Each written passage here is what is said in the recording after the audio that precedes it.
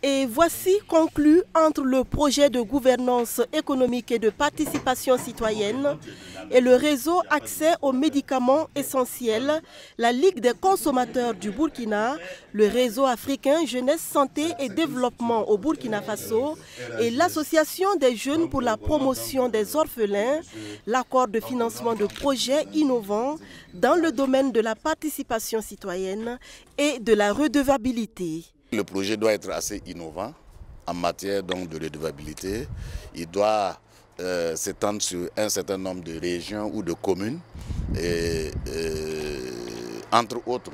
Et puis il doit aller dans le sens donc, des finances publiques, la santé, les infrastructures, l'éducation. Voilà des secteurs qui nous intéressent parce que c'est des secteurs sociaux. Et à ce titre-là, il est important que la délivrance du service public soit magnifiée. La convention que nous signons aujourd'hui avec les associations bénéficiaires va leur permettre de renforcer cette veille citoyenne-là au niveau local, de sorte que le jour de l'évaluation, on puisse mesurer la contribution des uns et des autres à cette redevabilité. 35 millions de francs CFA, c'est la somme octroyée à chacune des 4 organisations de la société civile sélectionnées à l'issue du deuxième appel à projet du PGEPC, le projet Gouvernance économique et de participation citoyenne, avec son sous-projet intitulé Stratégie de veille citoyenne et de suivi des services de santé.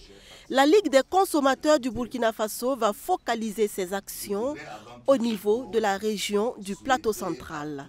Et ces activités vont consister à mettre en place des comités de veille au niveau des services de santé, de façon à ce que la redevabilité de ces agents vers les consommateurs soit une réalité.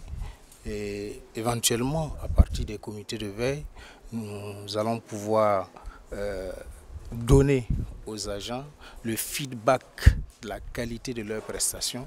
La signature de convention de ce jeudi 10 janvier 2019 vient porter à 9 le nombre d'OSC qui bénéficient du PGEPC. Ce projet de la Banque mondiale développé au Burkina Faso depuis 2016 pour un coût global de 15 milliards de francs CFA.